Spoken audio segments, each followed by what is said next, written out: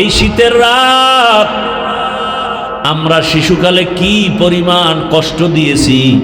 আম্মা জান ঘুমায় নাই, সারা রাত পাহারা দিয়েছে। ও আল্লাহর বান্দা, কতদিন মা খানা খায় নাই, বাচ্চাকে খানা খাওয়ায় বড় রাখছে। কত গরিব বাবা আছে, মা আছে, ঈদের সময় ভালো জামা কাপড় পরতে পারে না, কিন্তু সন্তানকে পরাবার জন্য পাগলের মতো হয়ে যায়। নিজেরা খাইতে পারে না, কিন্তু সন্তানের কষ্ট করে খাওয়ায়। ও যুবক, পায়ে হাত রেখে বলি, ওই মা বাবারে কষ্ট দিস না রে যুবক। ওই মা বাবার দোয়া নিয়ে সামনে আগাও। ওই মা বাবার এত অবদান তোমার আমার পেছনে। তুমি পরীক্ষায় ভালো নাম্বার পেয়েছো, মা বাবার দোয়া ছাড়া কোনোদিন পাইতা না। এরে টাকার মালিক, বাড়ির মালিক, গাড়ির মালিক, হে সন্তান, ওই মা বাবার চোখের পানি আর দোয়ার কারণে আজ তুমি টাকার মালিক, বাড়ির মালিক, গাড়ির মালিক হয়েছো। ওরে কত মা বাবা গরিব ছিল, মনে চাইছে মা ফল খাবে, টাকা ছিল না, কিনতে পারে নাই। বাবার মনে চাইছে ইলিশ মাছ দিয়ে খানা খাবে, টাকার অভাবে খেতে পারে নাই। আজকে তুমি টাকার মালিক, তোমার ঘরে ফলের অভাব নাই, ফ্রিজের মধ্যে মাছের অভাব নাই, কিন্তু তোমার এই মাছ কে খাবে, কি ফল খাবে? কত বড় দুর্ভাগার সন্তান, তোমার ঘরে এত ফল, এত মাছ, যারা খাইতে চাইছিল পায় না, আজ তারা কবরে সাদা কাফনের বাসিন্দা হয়ে আছে। তুমি চাইলেও খাওয়াতে পারবা না। কি পারবা? ওই মা বাবার জন্য কলিজা ভরে দোয়া করিও, দুফোঁটা চোখের পানি ছেড়ে দোয়া করিও। অনিষ্ঠুর সন্তান, অনেক মা বাবা গরিব, লেখাপড়াও জীবনে তেমন করে নাই, কিন্তু একটা সন্তানকে মানুষ বানাইছে। ওই সন্তান নিমুখ হারাম বড় হইয়া লেখাপড়া শিখিয়া চাকরি করে, মা বাবার খবর নেয় না। অনেকে বিবাহ করিয়া স্ত্রী পাইয়া মায়ের দিকে আর তাকায় না। স্ত্রীর চেহারা এত ভালো, মায়ের চেহারা তো এত ভালো না। স্ত্রীর ব্যবহার এত শুদ্ধ, মা তো শুদ্ধ বলতে পারে না। এইভাবে উল্টা পাল্টা ধারণা করিয়া মায়ের খবর নেয় না, বাবার খবর নেয় না। সন্তান স্ত্রীর গোলাম হইয়া এরপরে চলাফেরা করে, মা বাবারে বাদ দিয়া ভিন্ন দিকে দৌড়ায়। আল্লাহর কসম করে বলি, মা বাবা যদি কষ্ট পাইয়া একটা নিঃশ্বাস ফেলে দেয়, আল্লাহর জাতের কসম, মরার আগে তোর জীবনটা ধ্বংস হয়ে যাবে। কত সন্তান দেখি রাস্তায় উলঙ্গ হাঁটে, পাগল হয়ে গেছে, অথচ ইংলিশে কথা কয়, আরবিতে কথা কয়। বিষয়টা কি? বেয়াদবির ফল। কার বরদোয়ায় জানি পাগল হয়ে গেছে। ও যুবক, ওই মা বাবার অবদান অস্বীকার করা যাবে না। ওই মা বাবার দোয়া ছাড়া খোদার কসম সফলতা আসবে না। যার মা নাই, যার বাবা নাই, এরকম এতিম এই বাগানে যারা আছো, ওই মা বাবার জন্য কলিজা ভরে দোয়া করিও। একবার আলহামদু, তিনবার কুল হু আল্লাহ দরুদ পড়ে পড়ে মাঝে মাঝে নামাজ পড়ে দোয়া করিও। কালকে জুমার দিন একটু দোয়া করিও, জুমার নামাজ পড়ে। কবরের কাছে যদি যাইতে নাও পারো, মসজিদের এক জায়গায় বসিয়া নির্জনে দরুদ তেলাওয়াত করে কান্না করে দোয়া করিও। বাবার ঋণ আদায় করা সম্ভব না। আর ওই কপালওয়ালা যুবকদের বলবো, ও আমার কপালওয়ালা যুবক, মা বাবা যদি এখনো বেঁচে থাকে, এই রত্ন থাকতে দোয়া নাও। হারায় গেলে এই রত্ন আর খুঁজে পাইবা না। এরে যার বাবা আছে অসুস্থ বিছানায়, এরপরও কিন্তু সন্তানের একটা শক্তি, ঠিক না? যে মনে হয় যেন একটা গাছের ছায়ার নিচে আছে। কিন্তু যার বাবা নাই, ওর মনটা বড় অসহায়, খায় লয়, চলাফেরা করে, মাঝে মাঝে এতটা পেরেশান হইয়া নিঃশ্বাস ফেলে, ভাই বোন সব আছে, স্ত্রী সন্তান আছে, টাকা আছে, কিন্তু আমাকে দোয়া করার মতো বাবা আর নাই। যেই বাবা টেলিফোন না করে রাতের বেলা ঘুমায় না, সন্তানের খবর না নিয়ে মা ঘুমায় না, আজ যার মা নাই বাবা নাই তাকে টেলিফোন করার মতো কেউ নাই। ও আল্লাহর বান্দা, যার মা বাবা বেঁচে আছে দোয়া নেও, ওই মা বাবার দোয়া তোমার জন্য সফলতার চাবি। বাবাকে যদি পাও, বাবার হাতটা ধরে বলিও, বাবা মাথায় হাত দিয়া দোয়া করে দাও, জীবনে বেয়াদবি করেছি আর করব না, কষ্ট দিব না, বাবা কলিজা ভরে আমার জন্য দোয়া করিও। বাবায় যদি দোয়া করে সফলতার দরজা খুলে যাবে।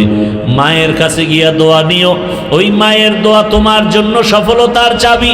যদি বেয়াদবি করিয়া থাকো, গোপনে গিয়া মাকে বলিও, মা জীবনে বহু অন্যায় করেছি, বেয়াদবি করেছি, মাথায় হাত দিয়া দোয়া করো, জীবনে আর গুনাহ করব না।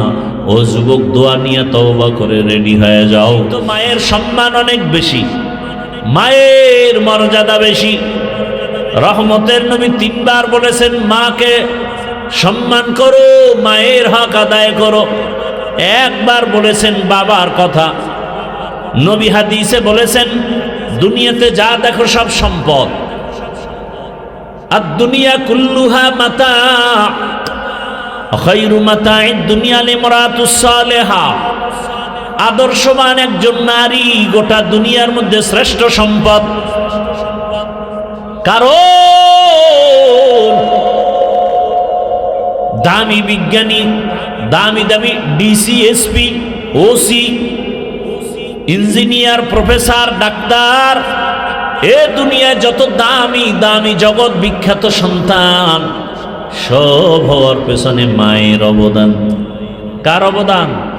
মায়ের অবদান। গাছ ভালো হলেই তো ফল ভালো হয়, মা বাবার আদর্শ ভালো হলেই তো সন্তানের আদর্শ ভালো হয়। বাবার তুলনায় মায়ের অবদান কেন বেশি? মায়ের উপরে দায়িত্ব বেশি কেন? কারণ একটা সন্তান জন্ম লগ্ন থেকেই বাবার তুলনায় মায়ের কাছে সময় কাটায় বেশি। কথা বলেন না কেন?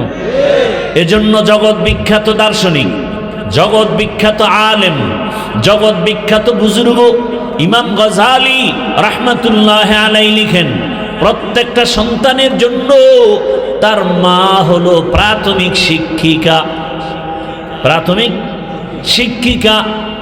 বাবা সন্তানের তেমন কিছু দিতে না পারলো, বাবায় তো খানা দেওয়ার জন্য দিনরাত মেহনত করে বাইরে। মা সন্তানটাকে ছোট থেকে, শিশু থেকে শিখাবে। আর বাচ্চাগুলো অনুকরণ প্রিয়, মা যা করে বাচ্চা দেখে দেখে তাই করে। দেখবেন যেই মা নামাজি, ওর সন্তানটাও কি হয়? মা যখন আজান দিছে, আজান শুনিয়া মা মাথার কাপড় একটু ফালানো ছিল, মাথায় উঠায় দিছে। বাচ্চা এগুলো খেয়াল করে। আপনাদের তো দেখারও টাইম নেই, ব্যস্ত দুনিয়া নিয়ে। মা কাপড় টেনে দেয় কেন? আজান হয়ে গেছে। বাচ্চাটা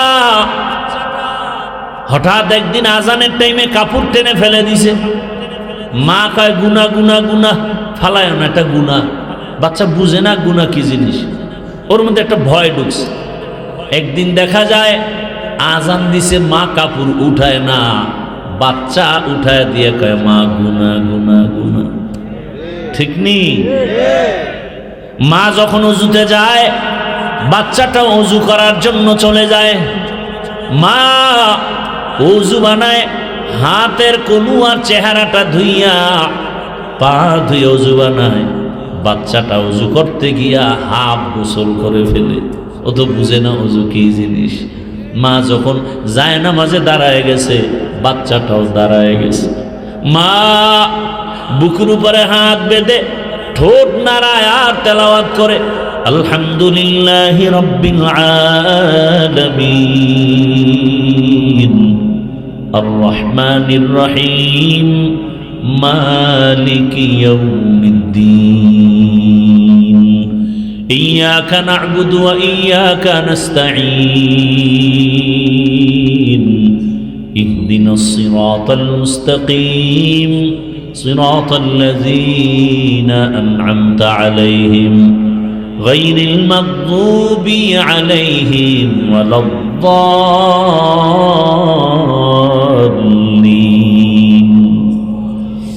বাচ্চা তো বুঝে না মা কি করে, ও দেখে খালি ঠোঁট নাড়ায়, বাচ্চাও ঠোঁট নাড়ায়। এই কাহিনী দেখছেন জীবনে? এই কপাল হইছে। মা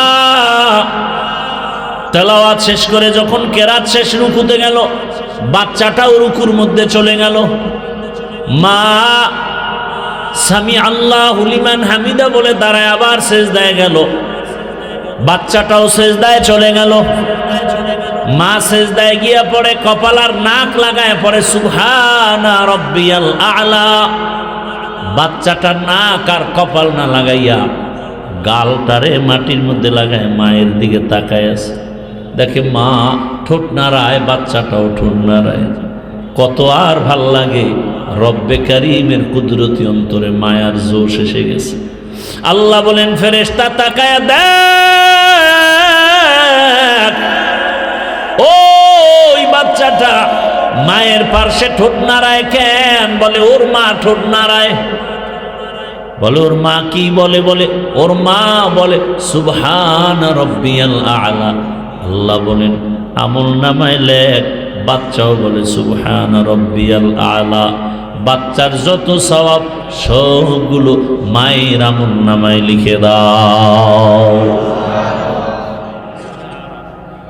ওয়ালাকাদ যারানা লিজাহান্নামা কাসীরাম মিনাল জিন্নি ওয়াল ইনসি লাহুম কুলুবুন লা ইয়াফকাহুনা বিহা ওয়ালাহুম আ'য়ুনুন লা ইউবসিরুনা বিহা ওয়ালাহুম আযানুন লা ইয়াসমাউনা বিহা উলাইকা কাল আন'আমি বাল হুম আযাল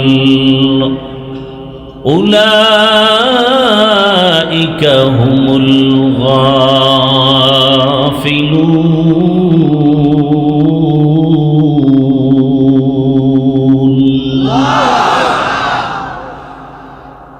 এই আয়াতে আল্লাহ বলছেন ৯ পারা সূরা আরাফ, অধিকাংশ মানুষরূপী কিছু আছে দুনিয়াতে, এরা জাহান্নামে যাবে। কোন মানুষ? আয়াতের শেষে আল্লাহ বলছেন এরা আসলে মানুষ না, এরা পশুর থেকেও খারাপ। বাল হুম আদল, চতুষ্পদ জন্তু থেকেও তারা খারাপ। কেন? এদেরকে আমি কলব দান করছি ভাবার জন্য, ভাবতে থাকবে, সে ভাববে না। এদের চক্ষু দিয়েছি দেখার জন্য, দেখে না। এদের কান দিয়েছি শ্রবণ করার জন্য, শুনে না। বলে ভাবতে বলছি আসমানটা কেমন, ভাববে আর আসমানের মালিকের তালাশ করবে। এত সুন্দর সূর্য বানানেওয়ালা না জানি আরো কত সুন্দর, এটা ভাবতে থাকবে আর সূর্যের মালিকের তালাশ করবে। জমিনটা এত সুন্দর, যিনি বানাইছেন তিনি আরো কত সুন্দর। আমার চেহারাটা এত সুন্দর, বানানেওয়ালা আরো কত সুন্দর। এগুলো ভাবতে থাকবে আর ওই সুন্দরের মালিকের তালাশ করবে, কিন্তু সে ভাবে না। চক্ষু দিছি মা দেখবা সওয়াব, বাবা দেখবা সওয়াব, আলেম দেখবা সওয়াব, কোরআন দেখবা সওয়াব, বাইতুল্লাহ দেখবা সওয়াব। কিন্তু বান্দা সারা রাত মোবাইল নিয়ে গুনাহ দেখে। গুনাহ আছে না নাই? কান দিছি আজান শুনবা, জিকিরের আওয়াজ শুনবা, তেলাওয়াতের আওয়াজ শুনবা, মা বাবার আওয়াজ শুনবা, কিন্তু সে গানের তার কানে লাগাইয়া বিছনায় শুয়ে শুয়ে গান শুনে। আছে না নাই? আল্লাহ বলেন এই মানুষগুলো কেমন? বলে উলাইকা কাল আনআম, এরা চতুষ্পদ জানোয়ারের মতো। না না, বালহুম আদলের চেয়েও খারাপ। কথা হলে এই খারাপ মানুষগুলো তো আমি জান্নাতে দিব না, জান্নাতে যেই মানুষগুলো দিব তারা হবে শ্রেষ্ঠ এবং সুন্দর এবং ভালো চরিত্রবান। দুশ্চরিত্রের কাউকে আমি জান্নাতে দিব না। যেই মানুষ এত দামি সেই মানুষ পশুর থেকেও খারাপ, টাকায় বিক্রি হয়। একটা গরু কিনতে লাগে 1 লাখ, আর আশরাফুল মখলুক বিক্রি হয় 500 টাকায়। আচ্ছা, যদি কেউ বিক্রি হওয়ার শখ জাগিয়েই থাকে যে না আমি বিক্রি হবই, তাহলে অন্তত একটু মানুষ হিসাবে দামটা একটু উঁচু করো, যে ভাই আমারে কিনতে হলে 1 কোটি লাগবে, কি না হয় আমি অল্প টাকায় বিক্রি হব না। আল্লাহ হেদায়াত দান করুন। আমি আপনাদের সামনে কোরআনে হাকিমের এক আয়াত, রসুলের একটি হাদিস পড়েছি। ইখলাস ও রুহানিয়াতের সমন্বয় আয়াত ও হাদিসের আলোকে সহি নিয়তে, সহি তরিকায়, সহি কিছু কথা বলার মতো, আপনাদেরকে শুনবার মতো আল্লাহ তৌফিক দান করেন। ইয়া আইয়ুহাল্লাযীনা আমানুত্তাকুল্লাহ, ও জগতের মুমিন, তোমরা আল্লাহকে ভয় করো, তাকওয়া অর্জন করো। আকুনু মা'আস সাদিকিন, এবং দুনিয়াতে যারা সত্যবাদী, আল্লাহর প্রিয় বান্দা, এদের বন্ধু হয়ে থাকো। নবীজি বলেন, মান তাশাব্বাহা বিকৌমিন ফাহুয়া মিনহুম। দুনিয়াতে যে ব্যক্তি যেই গোত্র, যেই দল, যেই সম্প্রদায়ের সাথে ভালোবাসা, উঠা বসা, মোহাব্বত রাখবে, কিয়ামতের দিন তাদের সাথে হাসর হবে। এ ভাই, গত বছর না আসছিলাম না, এর আগে গত বছর আসছিলাম, সীমাহীন কষ্ট উপেক্ষা করে কিন্তু আসছি। ভাবসাব দেখায়েন, এটা ভাব দেখানোর কিন্তু জায়গা না। যদি বয়ান শুনতে চান তো করব, না হয় মোনাজাত দিয়ে চলে যাব। কারণ ওয়াজ হওয়ার জন্য 2 পুঁজি লাগে, না হয় সেখানে ওয়াজ হয় না, আওয়াজ হয়। আর আমরা ওয়াজ করার জন্য আসি, আওয়াজ দিতে আসি না। আর ওয়াজ হওয়ার জন্য 2 পুঁজির, একটা হলো আল্লাহর রহমত, আর একটা হলো আপনাদের অন্তরের চূড়ান্ত মোহাব্বত। আমি বয়ান করব আর আপনি ওখানে বাদাম খাবেন, চানাচুর খাবেন, চা পান করবেন, এই চালাকি চলবে না তো। এটা চালাকির প্যান্ডেল না। বহু চালাক উলঙ্গ হয়ে রাস্তায় ঘুরে, এই প্যান্ডেল চালাকি করার প্যান্ডেল না। এক ধ্যানে তাকায় থাকবেন মোহাব্বতের সাথে, তাহলে বয়ান আসবে। ইখলাস নিয়ে বসেন।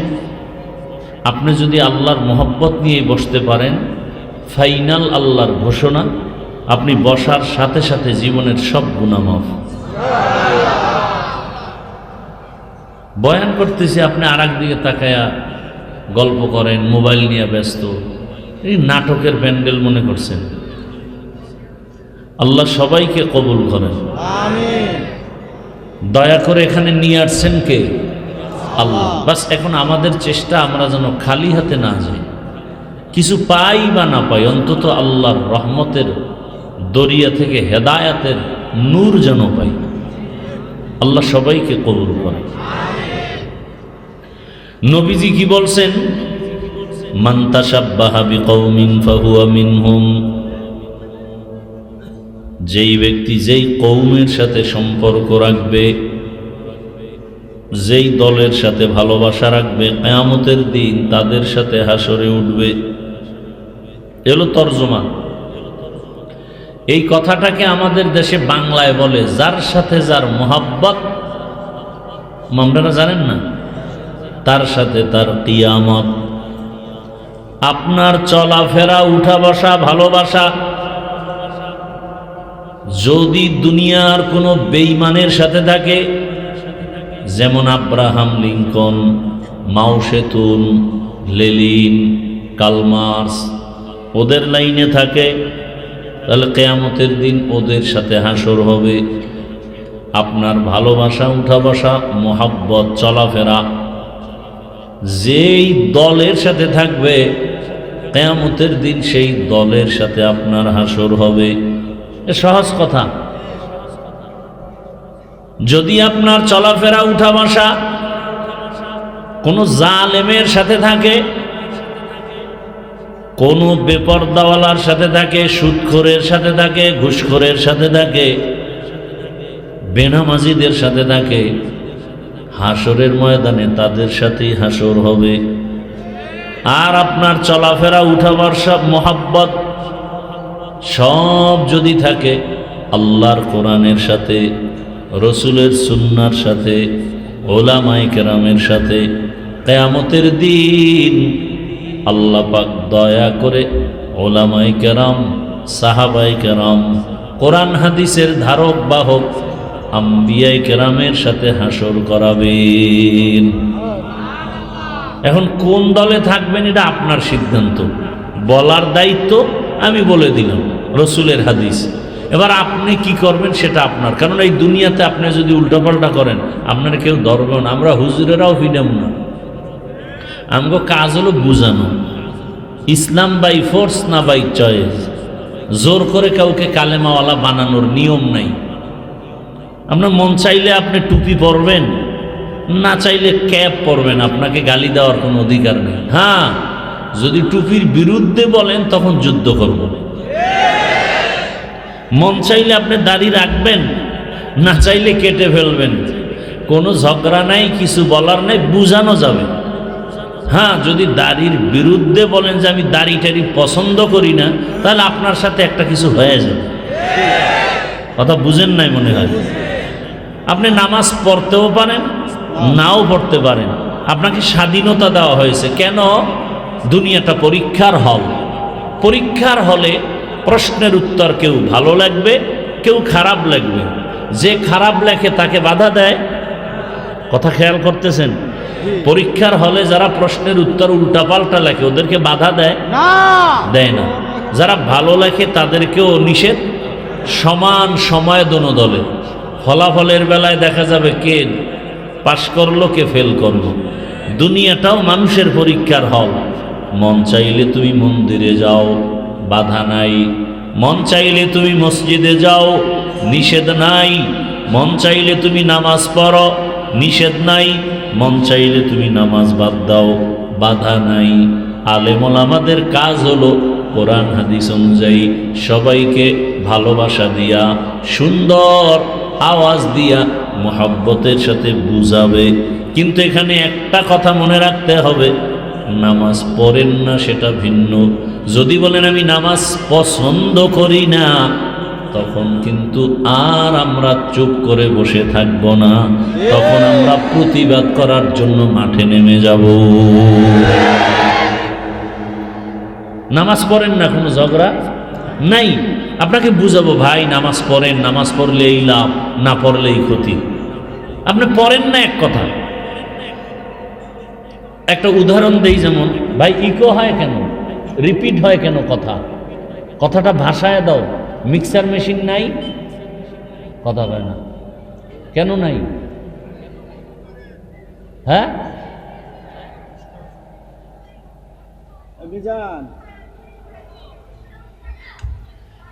এতগুলো মাইক আনলো, বক্স দিলাম, মিক্সার দিবান, এটা কথা?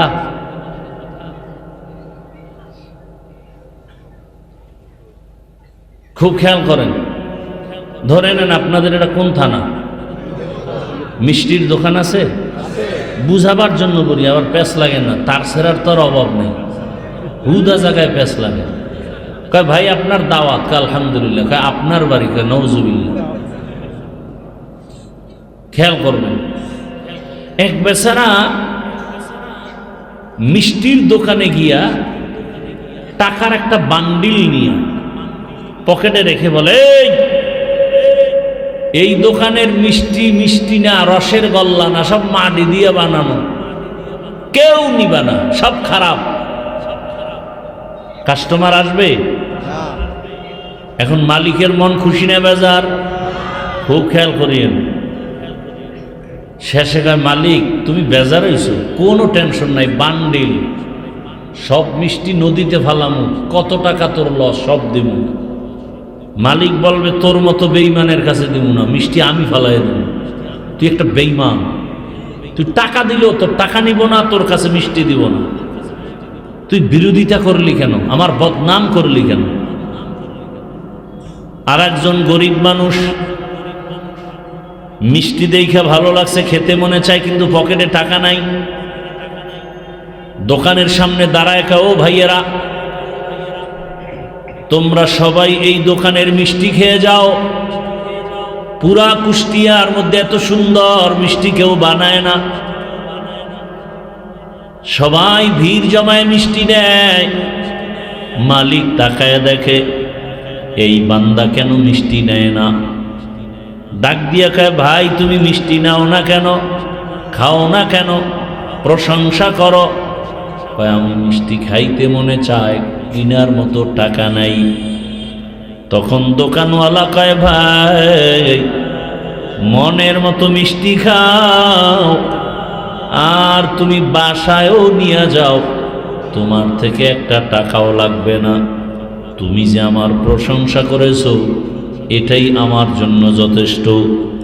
ঠিক তেমনি ভাবে এই দুনিয়াতে যে টুপি পরে না, মনে আফসুস, টুপি পরলে ভালো, দরকার। তুমি পরছো আলহামদুলিল্লাহ, দোয়া করে আমিও যেন পড়তে পারি। এই বান্দা টুপি না পরলেও এক সময় হেদায়াত পেয়ে যাবে।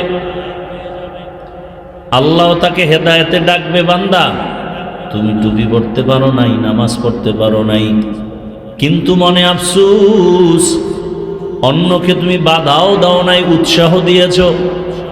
আমি আল্লাহ তোমাকে এই কারণে মাফ করে হেদায়েতের দরজায় নিলাম। কিন্তু এমন কোনো কপাল পরা যদি থাকে, নিজেও নামাজ পড়ে না, অন্যের নামাজও ভালো লাগে না, বিরোধিতা করে, নামাজ পড়ে লাভ কি? নামাজ পড়ে লাভ কি? দাড়ি রেখে লাভ কি? টুপি পরে লাভ কি?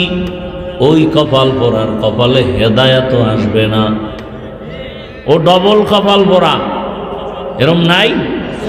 নিজেও পর্দা করে না, অন্যে পর্দা করে পছন্দ করে না, নিজেও হালাল খায় না, অন্যে হালাল খায় পছন্দ করে না, নিজেও নামাজ পড়ে না, অন্যে নামাজ পড়ে পছন্দ করে না, নিজেও জিকির করে না, অন্যে জিকির করে পছন্দ করে না।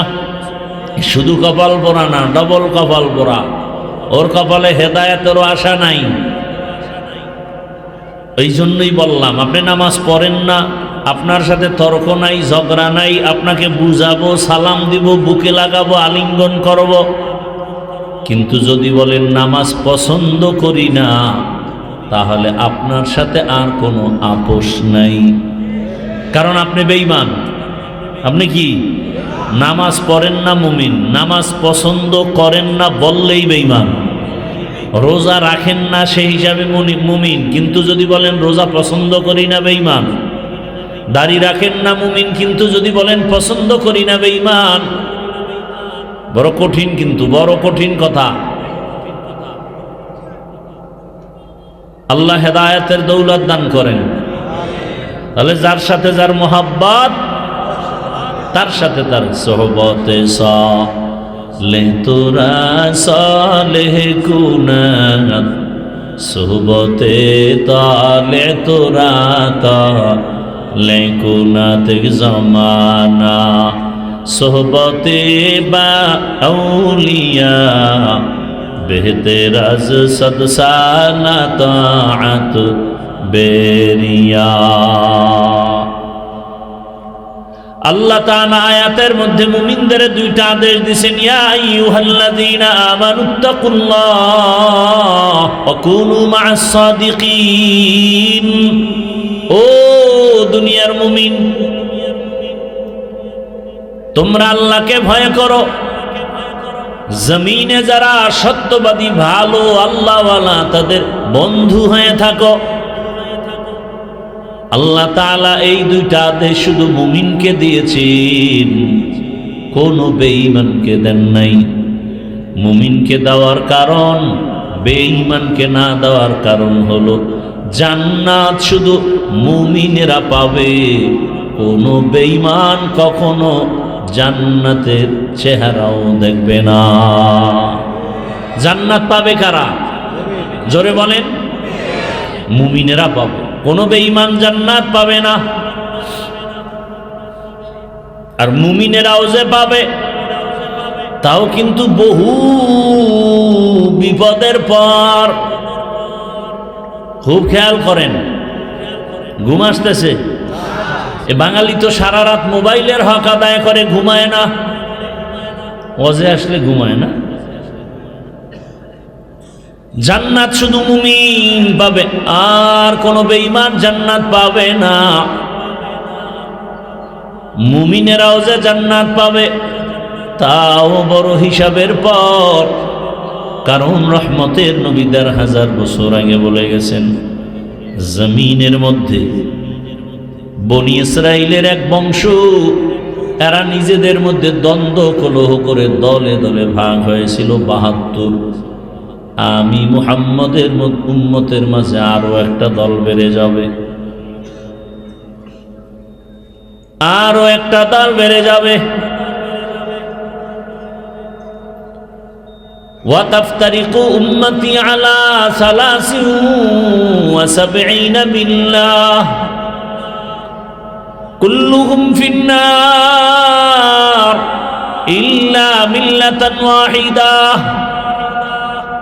আমি মুহাম্মদের উম্মতের মধ্যে আরো একটা দল বেড়ে গেলে টোটাল কত দল হবে?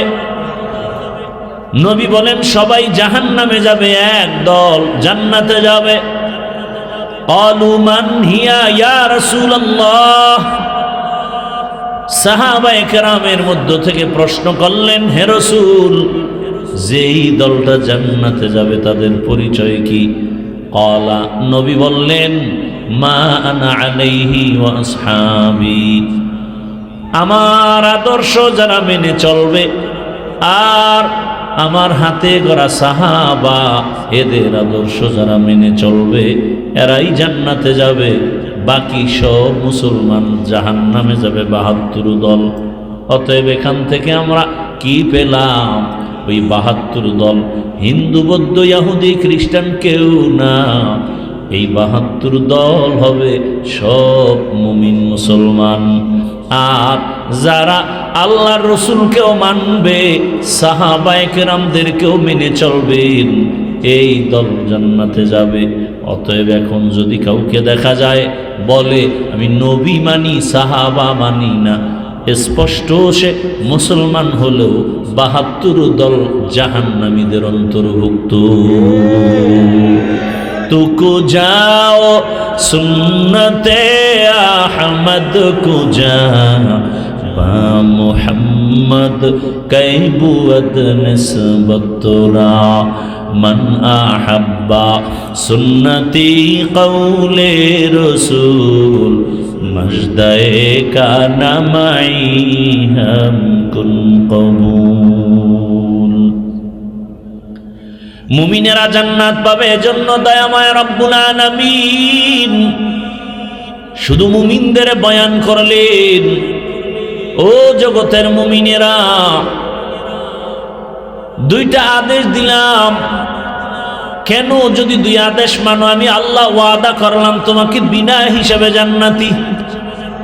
আরো আস্তে করে বলেন, আতিনা ফি দারে দুনিয়া না হাসান আতিনা ফি দারে উকবা না হাসান ইয়া কিয়াসাল মুস্তাগীসিন ইহদিনা লফতিখারা বিল উলুমি ওয়াল গিনা। হর গরিদে নেকো তু তৈয়ার হে जो न मांगे उससे तू बेजार है। एक नंबर आदेश हलो আল্লাহকে ভয় করো। কাকে? আর কাউকে না। কাকে ভয় করব? আল্লাহকে ভয় করব। দুই নম্বর আদেশ হলো দুনিয়াতে যারা ভালো মানুষ, আল্লাহর প্রিয়, এদেরকে বন্ধু বানাইয়া তাদের সাথে থাকো। ওই ভালো মানুষের পরিণাম ফল যা হবে তোমারও তাই হবে। ওই ভালো মানুষের সম্মান যা হবে তোমারও তাই হবে। বরযাত্রী যখন বিবাহের অনুষ্ঠানে যায়, বরযাত্রীর সম্মানে তার সাথীরাও সম্মান পায়। কথা ঠিক নেই? জমিনে যারা আল্লাহর মোহাব্বতের গোলাম, এদের বন্ধু বানায় চলো। দুনিয়ার লাইনে দেখো না, টাকাওয়ালার সাথে যাদের ভালোবাসা আছে, ওই টাকাওয়ালা যেমন খাইয়া মরে, টাকাওয়ালার সাথে যারা থাকে ওরা কেউ না খেয়ে মরে না। এমপি সাহেবের সাথে যাদের সম্পর্ক, ওই এমপি সাহেব পার্লামেন্টে ঢুকে, তার তো পাশ আছে, বন্ধুটার পাশ না থাকলেও এমপির সম্পর্কের কারণে সেও ঢুকতে পারে। এমপি সাহেব যেই ফ্যাসিলিটি পায়, সম্মান পায়, এমপি সাহেব তার বন্ধুটাকেও সেই সম্মান দেয়। আবার কেউ যদি জানে এই লোকটা এমপি সাহেবের কলিজার বন্ধু, এমপিকে যতটুকু সম্মান করে বন্ধুটাকেও ততটুকু সম্মান করে। দুনিয়াতে আমার আল্লাহর যারা প্রিয় গোলাম, এদের সাথে যদি সম্পর্ক রাখে, আমার আল্লাহ তার প্রিয় গোলামের যেই সম্মান দান করবেন, ওর বন্ধুটাকেও সেই সম্মান দান করবে। যেমন হাদিসে একটা ঘটনা আছে, হাসরের ময়দান যেদিন কায়েম হয়ে যাবে, রহমতের নবী বলেন, এক বান্দার আমলনামা ওজন দিয়ে দেখবে কোনো নেক নাই। আল্লাহ তাআলার অর্ডার হবে, একে জাহান্নামের শিকল লাগাইয়া জাহান্নামে নাও। এই বান্দাকে যখন জাহান্নামের শিকল লাগাইয়া জাহান্নামের দিকে নেওয়া হবে, ওই বান্দা বারবার পেছন দিকে তাকাবেন। আমার আল্লাহ বলবে, ফেরেশতারা একটু দাঁড়াও। এই বান্দা বারবার পেছন দিকে তাকায় কেন বলো? ফেরেশতারা বলবে, জানি না। আল্লাহ বলবে, বারবার আমার আদালতের দিকে তাকায়, এ কারণে দেখেনি আমি রবের একটু দয়া হয়ে যায়। আমি রবের উপরে দয়া করি কিনা, এই আবেগ নিয়ে বারবার পেছনে তাকায়। দাঁড়াও, আমি এই বান্দার উপরে যে একটু দয়া করব, আমার তো একটা লাইন লাগবে, একটা সূত্র লাগবে। দেখো তার আমলনামা টানো, দেখো তার আমলনামার মধ্যে আছে কিনা ইতিহাসে যে কোরআনওয়ালার সাথে কোনো বন্ধু জীবনে কোরআন পড়ছেনি। দেখো আমলনামা তালাশ করে দেখবে জীবনে কোরআনের সাথে সম্পর্ক করে নাই। আল্লাহ বলবেন, দেখো কোরআনওয়ালা আলেম সাথে কোনো সম্পর্ক আছে কিনা।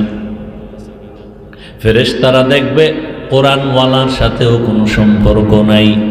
আল্লাহ বলবেন, শেষবার দেখো ওই বান্দার এমন কোন বন্ধু আসেনি যেই বন্ধুর সাথে কোরআনওয়ালার সাথে সম্পর্ক আছে। আমলনামা টেনে দেখবে, হ্যাঁ এই বান্দার এমন একজন বন্ধু আছে, ওই বন্ধুটার আর একটা সম্পর্ক আছে একজন কোরআনওয়ালার সাথে। আল্লাহ বলবেন, আজকের হাসরের দিনের জন্য আমি রহমান না, আমি রহিম। আমার স্পেশাল পাওয়ার, আমি আল্লাহ ওই কোরআনের সূত্র ধরে এই জাহান্নামীকেও আজ আমি জান্নাতি বানায় দিলাম। সোহবতে সালে তোরা সালেহ কুনাত, সোহবতে তালে তোরা তালে কুনাত জামানা, সোহবতে বা আউলিয়া বেহতের সদ সালা তাআত বেরিয়া। তাহলে ভালোর সাথে থাকলে ফলাফল খারাপ না ভালো? আল্লাহ বলেন, জমিনে আমার ভালো যারা, এরা সত্যবাদী। বলে কেমন সত্যবাদী? হিন্দুদের মধ্যেও তো সৎ লোক আছে। না না, পৃথিবীতে একটা মানুষ, একজন ব্যক্তি সত্যবাদী যার কোনো তুলনা নাই। এমন সত্যবাদী যার হায়াতে কোনোদিন একটা মিথ্যা কথা বলেন নাই, কোনোদিন একটা গালি কাউকে দেন নাই। হাজারো গালি শুনছেন, কোনো গালির জবাব দেন নাই। তিনি হলেন আল্লাহর পেয়ারা হাবিব, রাহমাতুল লিল আলামিন। কেমন হাবিব? মুসা নবী আমার বন্ধু, ঈসা নবী আল্লাহর বন্ধু, ইব্রাহিম নবী আল্লাহর বন্ধু, সুলাইমান পয়গম্বর আল্লাহর বন্ধু। সব নবী রাসূল আমার আল্লাহ তাআলার বন্ধু, আমার নবীও আমার আল্লাহর বন্ধু। ব্যবধানটা কোথায়? সব নবী রাসূল আমার আল্লাহ তাআলার আশিক, আর আমার আল্লাহ নিজে হলেন মুহাম্মদের আশিক। ব্যবধান আছে না নাই? ইমামুল আউয়ালিন আল আখিরিন বহরে সদকা রাহমাতাল লিল আলামিন সাইয়্যিদুল কাউনাইন খাতমুল মুরসালিন আখির আমত বুদে ফখরুল আউয়ালিন শুধু ওজুদাস রাহমাতাল লিল আলামিন মসজিদে ও শুধ হামারো এ জমিন। ওগো নবীর উম্মতেরা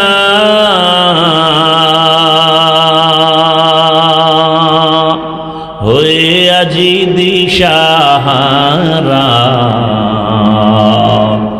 কোরআন হাদিসের চলো যখন যাহা চায় মনে, নবী বিনে কে তরাবে পুলসিরাত মিজানে, নবী বিনে কে তরাবে পুলসিরাত মিজানে। উম্মতের কান্ডারি নবী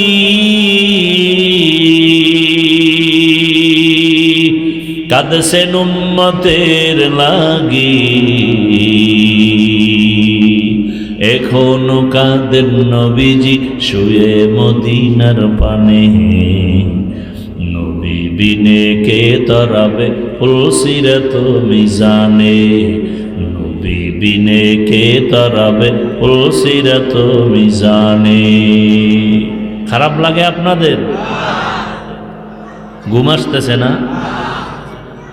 এরে আল্লাহর বান্দা, হাসরের ময়দানে আমার আল্লাহ পশুকে উঠাবেন ইনসাফ প্রমাণ করার জন্য। দুইটা গরুকে উঠায় বলবেন, এ দুর্বল গরু, কিয়ামতের ময়দানে তোদের হাজির করলাম, তোদের জান্নাত নাই জাহান্নামও নাই, উঠাইলাম কেন? ইনসাফের বিচার দেখাবার জন্য। দুনিয়ার জমিনে সবল গরুটা একটু শক্তি আছে এজন্য হুদাই খামাখা তুই দুর্বলের উপরে হামলা করেছে গায়ের জোরে। দুর্বলের উপরে এমনি হামলা করার নাম সন্ত্রাস। যারা করে এরা সন্ত্রাসী। বুঝেননি কিছু? ভালো করে বুঝেন। আল্লাহ বলবেন, ও দুর্বল গরু, আজ আমি তোর শক্তি ফিরায় দিয়েছি, সবল গরুটার উপরে তুই ওই রকম একটা আঘাত করে প্রতিশোধ নিয়ে নে। কিয়ামতের ময়দানে আল্লাহ ইনসাফের বিচার দেখায় দিবেন। তাহলে পশুর যদি বিচার হয়, আপনি আমি মানুষের বিচার হবে না? কঠিন হবে। দুনিয়াতে অন্যায় করে সন্তান, পুলিশ এসে বাবার হাতে কেন হ্যান্ডকাপ লাগায়? এ দুনিয়াতে নিয়ম নাই? অন্যায় করেছে সন্তান, বাবার হাতে হ্যান্ডকাপ। কিয়ামতের দিন বহু সন্তানের অপরাধের কারণে মা বাবা আল্লাহর আদালতে আটকা পড়ে যাবে। ও পর্দার আড়ালের আম্মা জান, একটা সন্তান ভালো হওয়া মায়ের আদর্শের উপর। এ কারণেই তো মায়ের সম্মান অনেক বেশি, মায়ের মর্যাদা বেশি।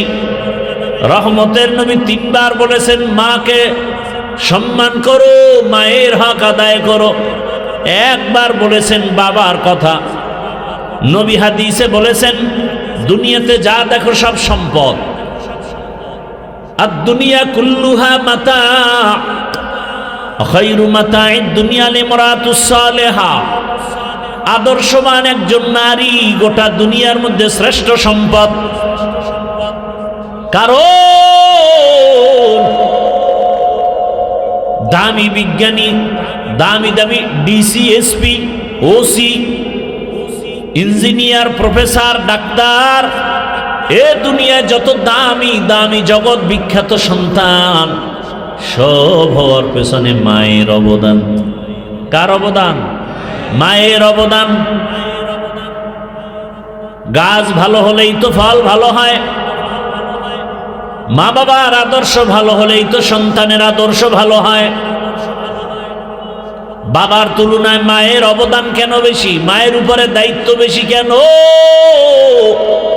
কারণ একটা সন্তান জন্ম লগ্ন থেকেই বাবার তুলনায় মায়ের কাছে সময় কাটায় বেশি। কথা বলেন না কেন? এজন্য জগৎ বিখ্যাত দার্শনিক, জগৎ বিখ্যাত আলেম, জগৎ বিখ্যাত বুজুর্গ ইমাম গজালি রাহমাতুল্লাহ আলাইহি লিখেন, প্রত্যেকটা সন্তানের জন্য তার মা হলো প্রাথমিক শিক্ষিকা। প্রাথমিক শিক্ষিকা।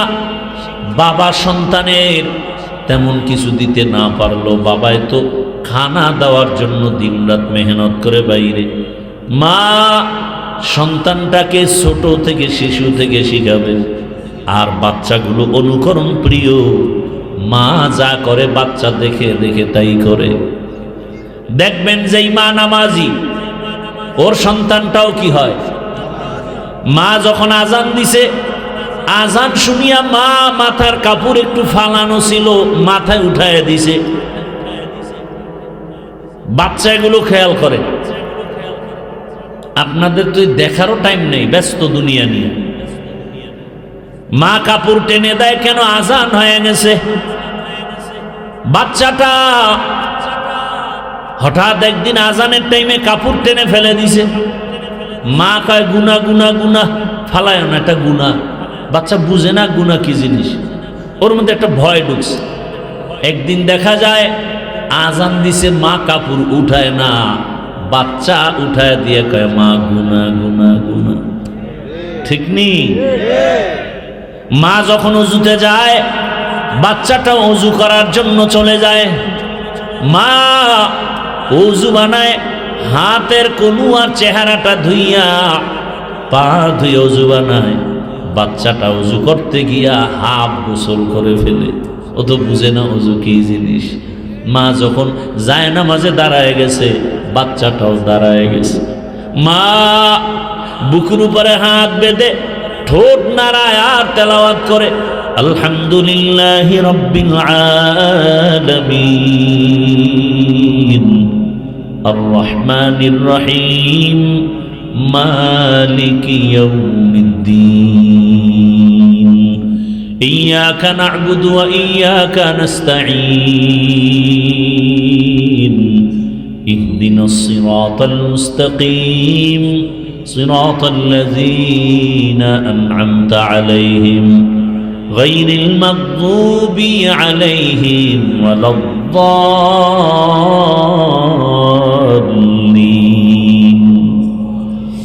বাচ্চা তো বুঝে না মা কি পড়ে, ও দেখে খালি ঠোঁট নাড়ায়, বাচ্চাও ঠোঁট নাড়ায়।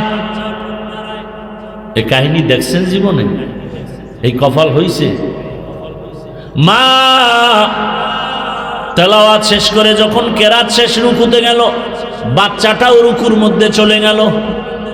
মা সামি আল্লাহু লিমান হামিদা বলে দাঁড়ায় আবার সেজদায় গেল, বাচ্চাটাও সেজদায় চলে গেল। মা সেজদায় গিয়া পড়ে, কপাল আর নাক লাগায় পড়ে সুবহানা রাব্বিয়াল আ'লা। বাচ্চাটা নাক আর কপাল না লাগাইয়া গালটারে মাটির মধ্যে লাগায় মায়ের দিকে তাকায় আছে।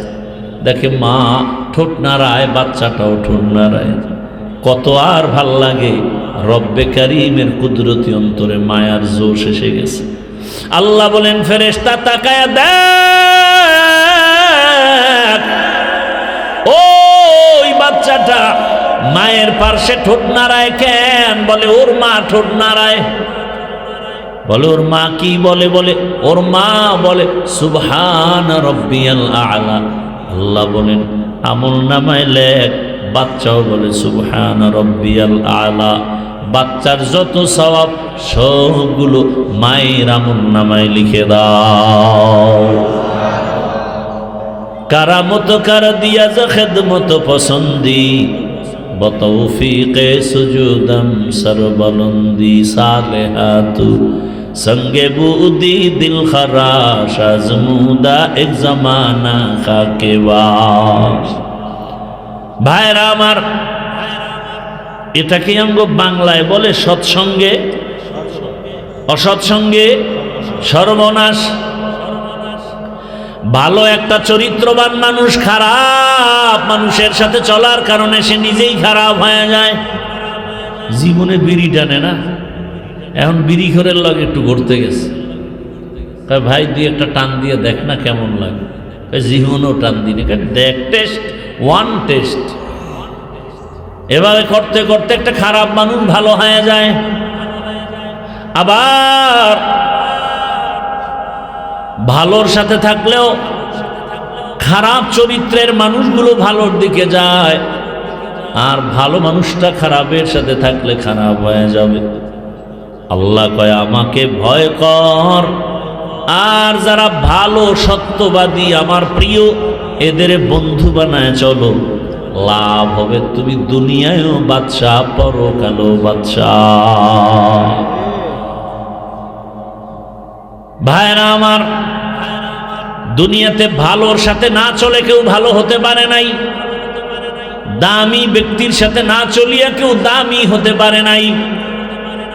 দুনিয়ার লাইনে তাকায় দেখেন, বড় বড় ডাক্তার যারা হয়েছে, নামি দামি ডাক্তার গোটা দুনিয়া চিনে, ওরা নিজেরা শুধু লেখাপড়া করে এত দূর আগাতে পারে নাই, অভিজ্ঞ বড় ডাক্তারের সাথে সম্পর্ক এজন্য বড় হয়ে গেছে। বড় ইঞ্জিনিয়ার লেখাপড়া সার্টিফিকেট দিয়ে বড় হতে পারে নাই, অভিজ্ঞ ইঞ্জিনিয়ারের সোহবতে গিয়া সংস্রবে গিয়ে সময় লাগাইছে, এজন্য বড় হয়ে গেছে। দুনিয়ার সব বড়রা ভালোর সাথে থাকে, বড়র সাথে থাকে, এজন্য বড় হয়। আখেরাতের লাইনে তুমি যদি আখেরাতওয়ালা বড়দের সাথে সম্পর্ক করো, আল্লাহ তোমাকেও দুনিয়াতে সর্বোচ্চ সম্মান দান করবেন। ও আল্লাহর বান্দারা, শুধু মানুষ কেন, ভিন্ন প্রাণী ভালোর ছোঁয়া লাগছে তো দামি হয়ে গেছে। একটা ভিন্ন প্রাণী, বলেন কি প্রাণী? বলে একটা কুকুর। কি ভাই? কুকুর। রহমতের নবী বলেন একটা কুকুর কিয়ামতের ময়দানে জান্নাতে যাবে। কয়টা কুকুর? সূরা কাহাফে ঘটনা আছে কোরআনে, একটা কুকুর জান্নাতে যাবে। ওই কুকুরটা কেন জান্নাতে যাবে? ওর জান্নাতে গেল লাভ নাই, না গেল কোনো ক্ষতি নাই।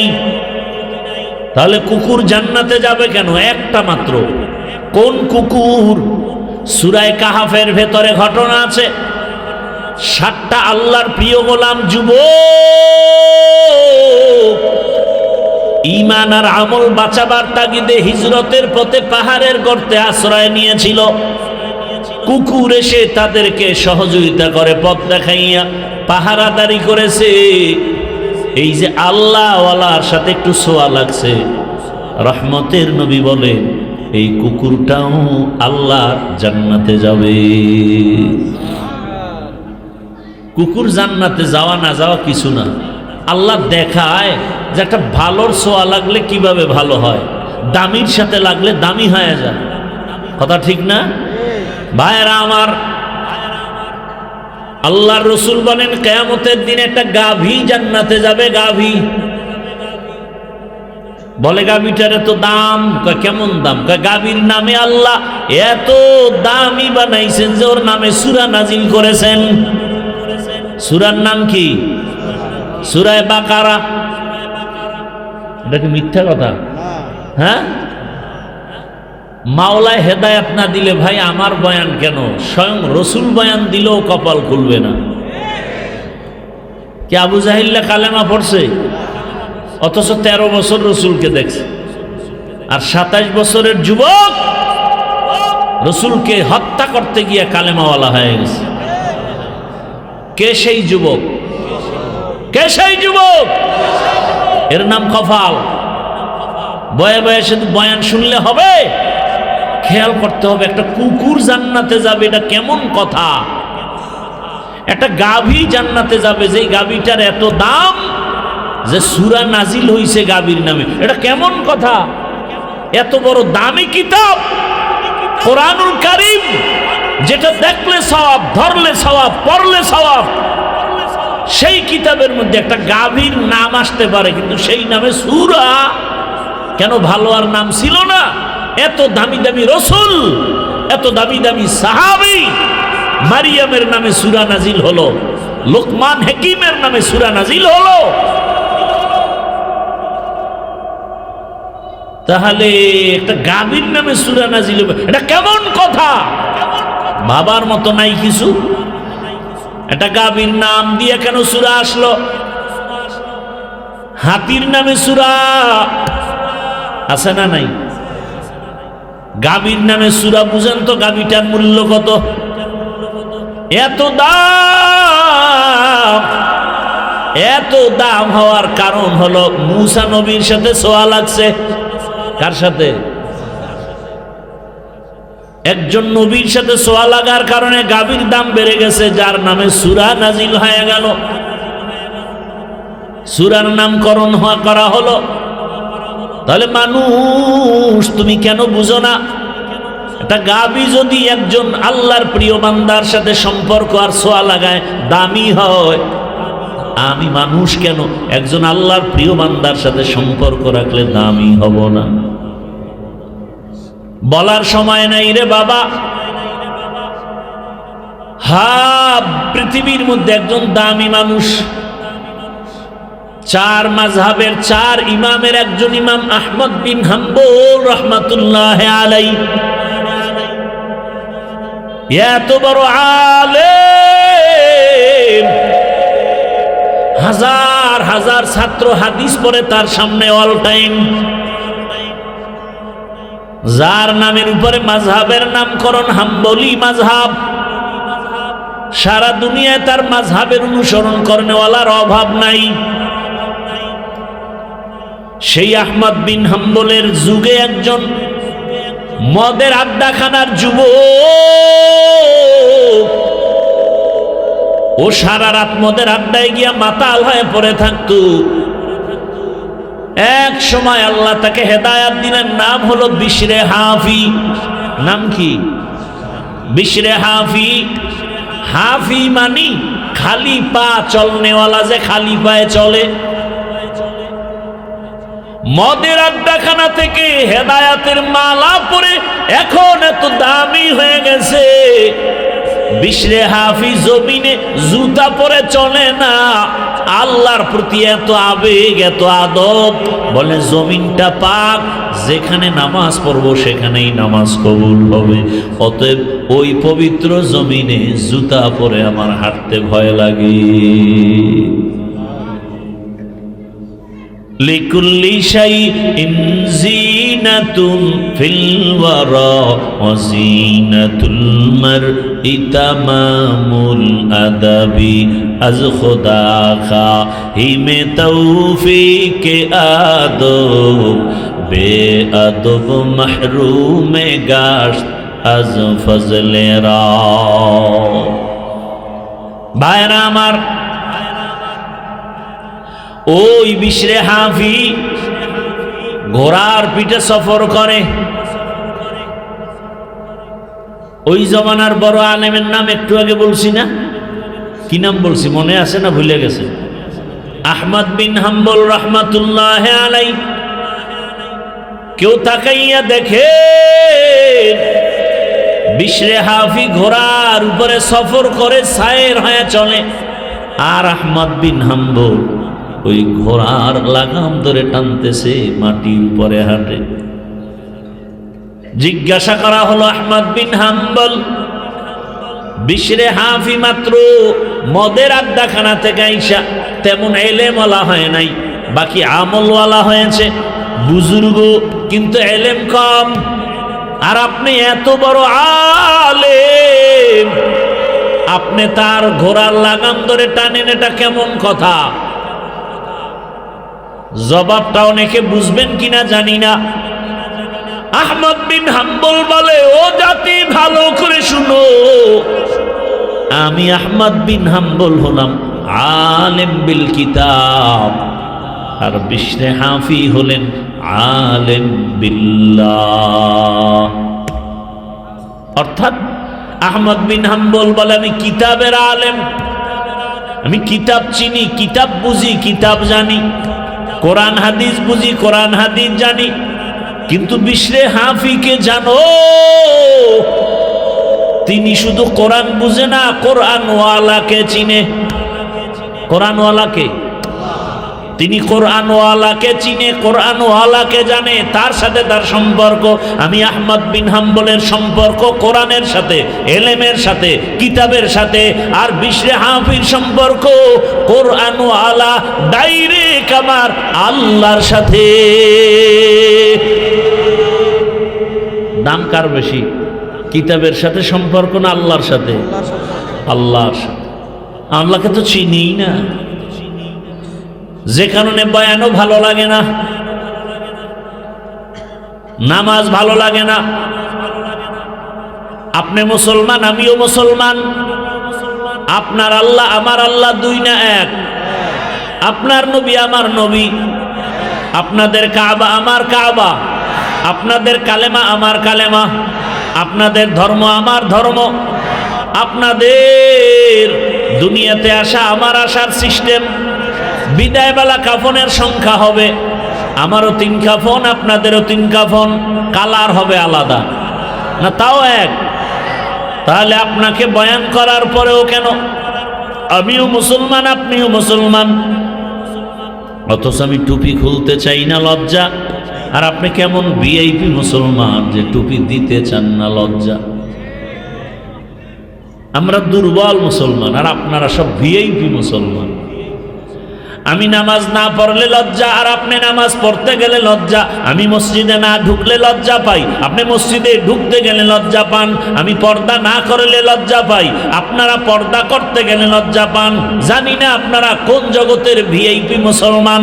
আপনাকে পাও ধরে ধরে আবার উল্টা বয়ান দেওয়া লাগে, পর্দা করেন, হালাল খান, অথচ আপনার আমার আল্লাহ এক, নবী এক, কোরআন এক, কাবা এক, ধর্ম এক।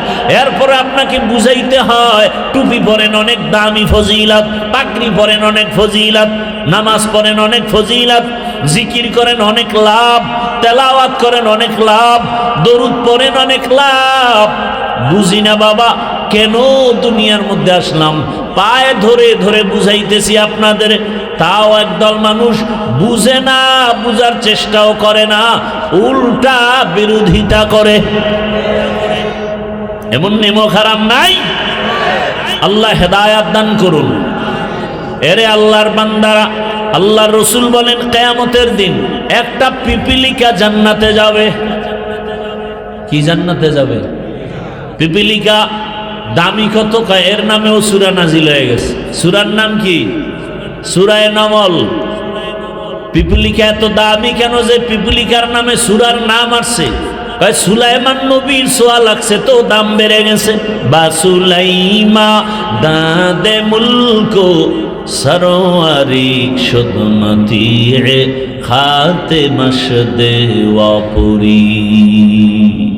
পয়গম্বর সুলাইমান জমিনের উপরে সিংহাসনে চলেন। জমিন থেকে 9 মাইল উপরে সুলাইমান পয়গম্বরের সিংহাসন চলে। কয় মাইল উপরে? মদিনাতুল মুনাওয়ারা পেরিয়ে যখন সামনে যায়, হঠাৎ পয়গম্বর সুলাইমানের কানে 9 মাইল উপরে পিপিলিকার আওয়াজ আসছে। পিপিলিকা তার জাতি বাইরে ওয়াজ করে, ওয়াজ।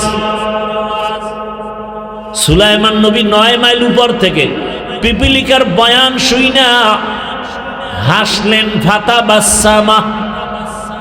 পয়গম্বর সুলাইমান হাসি দিয়া কয়, এই সিংহাসন জমিনে লেন করো। জমিনে লেন করার পর সুলাইমান নবী পিপিলিকার ঘটনা শুনাইতেছেন। পিপিলিকার রাজা, নেতা তার জাতি বাইরে বয়ান করে, ইয়া আইয়ুহান নামলু দুখুলু মাসাকিনাকুম, এ পিপিলিকা সব গর্তের ভেতরে ঢোক, না হয় সুলাইমানের সৈন্যবাহিনী ফিসি দিয়া এমন একটা চাপ খাবি যে মরে যাবি। পিপিলিকা বয়ান করে তার জাতি বাইরে, এর নাম রাজনীতি। এর নাম কি? রাজনীতি। কি রাজনীতি? দেখ, একটা পিপিলিকা তার জাতি ভাইয়ের ক্ষতি চায় না, সতর্ক করে তাড়াতাড়ি নিরাপদ জায়গায় ঢুকো। আর মানুষ কত নিমখ খারাপ, বডিগার্ড বডির উপরে আঘাত করে গুলি মারে। কথা বলেন না কেন? মানুষ বড় বেঈমান, স্বার্থের টানে মা বাবা সন্তানকে জবাই করে, সন্তান মা বাবাকে জবাই করে, ভাই ভাইকে জবাই করে, স্ত্রী স্বামীকে জবাই করে, স্বামী স্ত্রীকে জবাই করে, বন্ধু বন্ধুটার কল্লা ফেলে দেয়। কুকুর মারলে কষ্ট লাগে, এই জাতি মানুষ মারে মনে কষ্ট পায় না। পিপিলিকার থেকে শিক্ষা নাও। এই পিপিলিকার এত দাম হলো, আল্লাহ রসুল বলেন কিয়ামতের দিন এই পিপিলিকা জান্নাতে যাবে। তাহলে একটা পিপিলিকা ক্ষুদ্র, চোখেও ধরা পড়ে না, তার যদি এত দাম হয়, একজন নবীর সাথে সম্পর্কের কারণে ওই নবীর ওয়ারিস ওলামায়ে কেরাম, ওয়ারাসাতুল আম্বিয়া, আর নবী আসবেন না, সাহাবায়ে কেরাম আসবেন না, কিয়ামত পর্যন্ত এই জাতিকে জান্নাতের পথ দেখাবেন ওলামায়ে কেরাম। সেই ওলামায়ে কেরাম সব নবীদের ওয়ারিস, নবীর দায়িত্ব তারা পালন করেন। এদের সাথে যদি ভালোবাসা রাখো,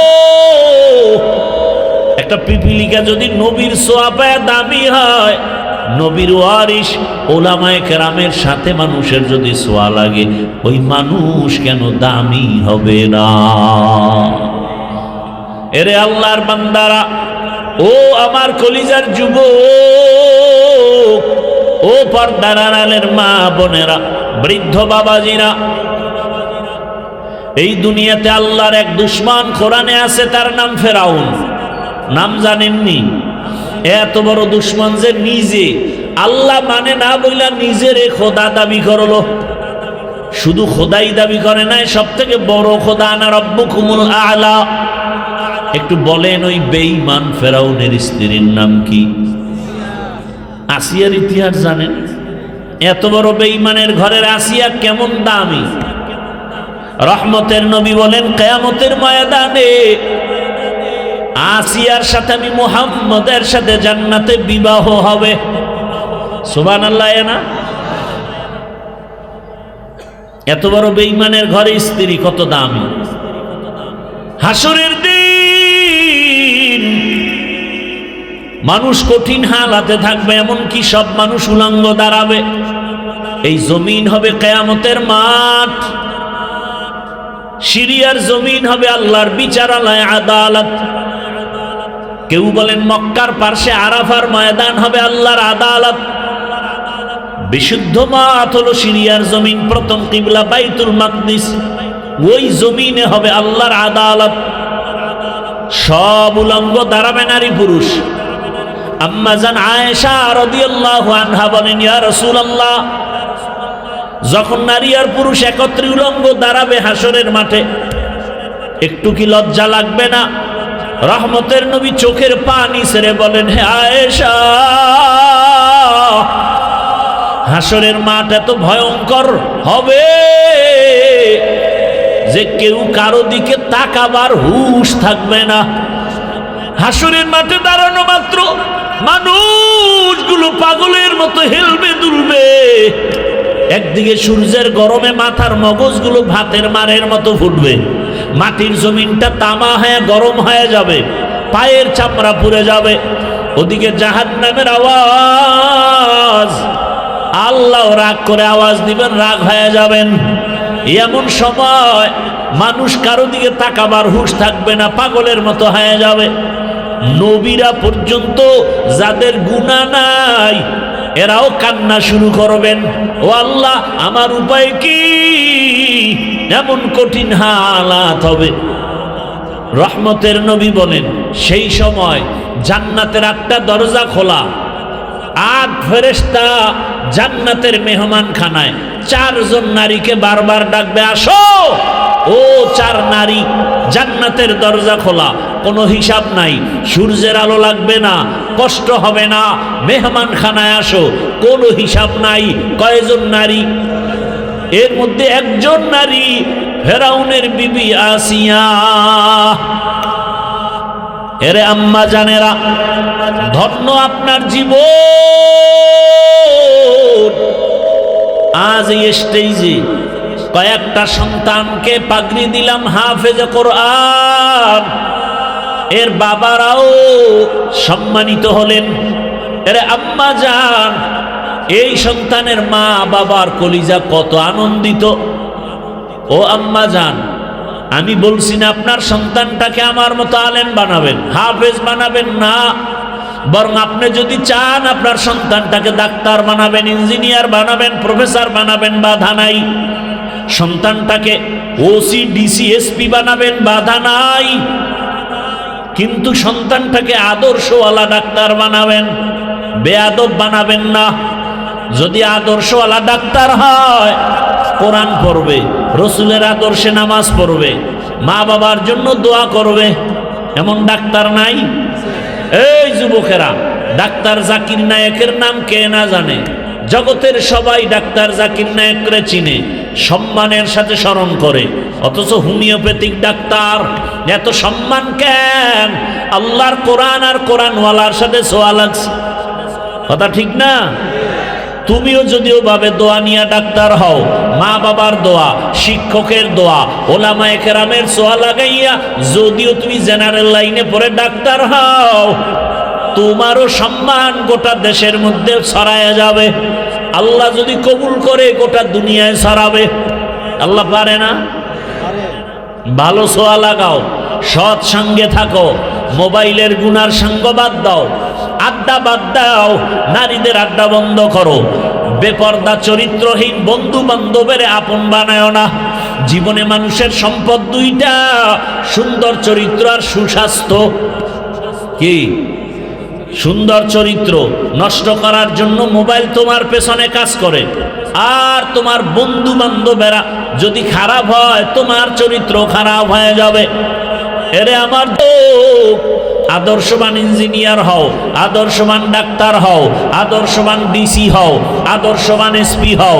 আমার দেশে মাওলানা মুফতি মুহাদ্দিসের অভাব নাই, আমার দেশে আদর্শবান ডাক্তারের অভাব, আদর্শবান ইঞ্জিনিয়ারের অভাব, আদর্শবান ডিসি এসপির বড় অভাব। আদর্শবান ডাক্তার হও। আজ যদি আমার থানা জেলার ওসি ডিসিরা আদর্শবান নামাজি হতো, কোরআনের বয়ান চলতো,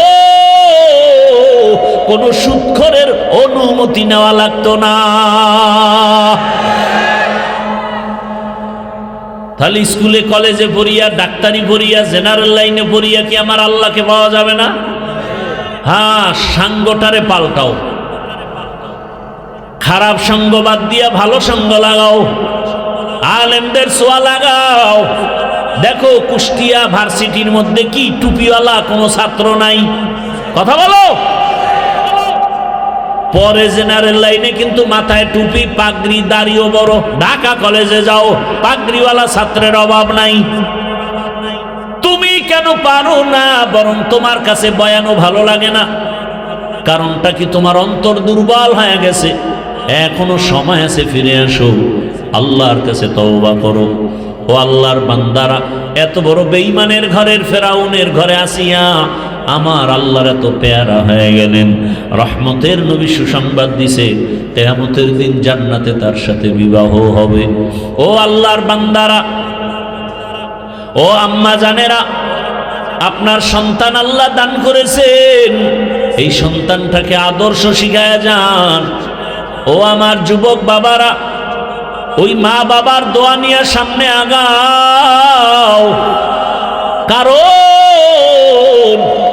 বিদ্যুতের থেকেও দ্রুত গতিতে সন্তানের জন্য মা বাবার দোয়া কবুল হয়ে যায়। এই চেয়ারে বসছি ঠিক, মা বাবার দোয়া ছাড়া এই সম্মান অর্জন হয় নাই।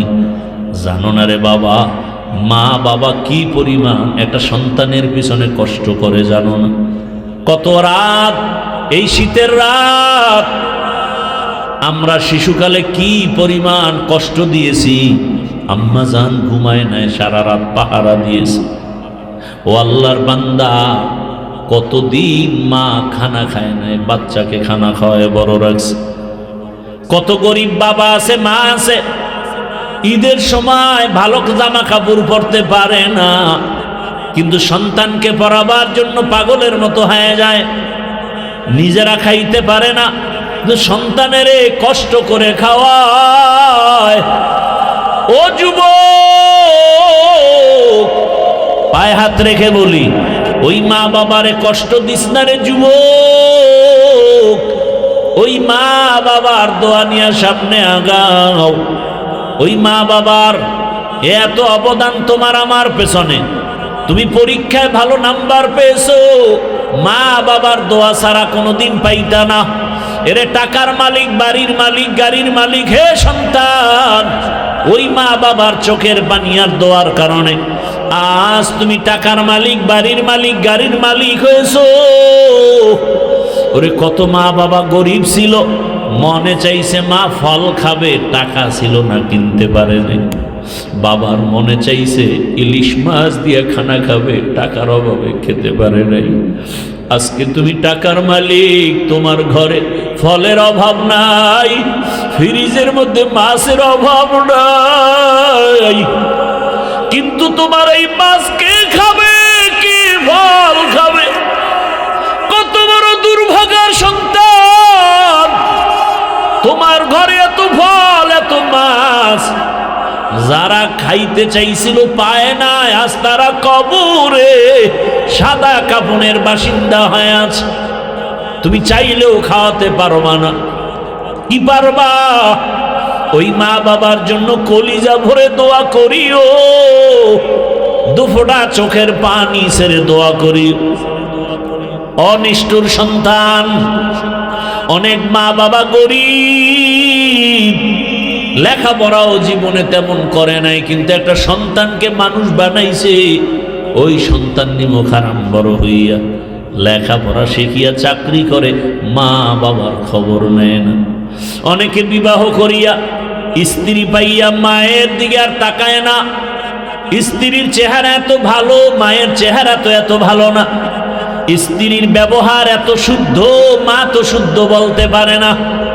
এইভাবে উল্টা পাল্টা ধারণা করিয়া মায়ের খবর নেয় না, বাবার খবর নেয় না। সন্তান স্ত্রীর গোলাম হইয়া এরপরে চলাফেরা করে, মা বাবারে বাদ দিয়া ভিন্ন দিকে দৌড়ায়।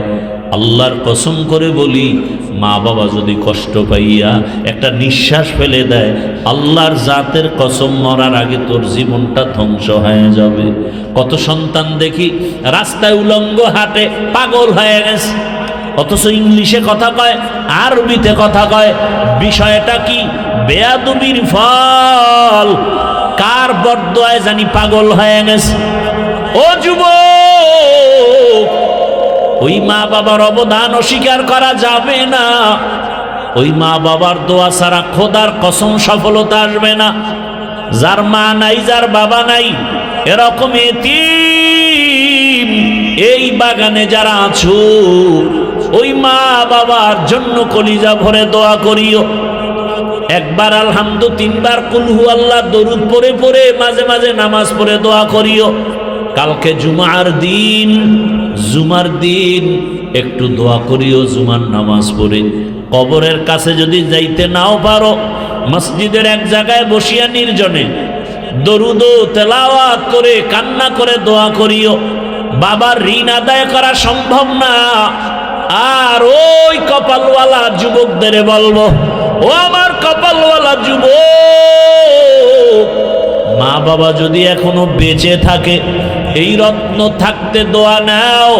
হারায় গেলে এই রত্ন আর খুঁজে পাইবা না।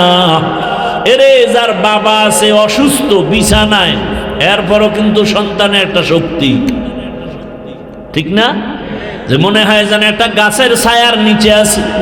কিন্তু যার বাবা নাই, ওর মনটা বড় অসহায়, খায় লয়, চলাফেরা করে, মাঝে মাঝে এতটা পেরেশান হইয়া নিঃশ্বাস ফেলে, ভাই বোন সব আছে, স্ত্রী সন্তান আছে, টাকা আছে, কিন্তু আমাকে দোয়া করার মতো বাবা আর নাই।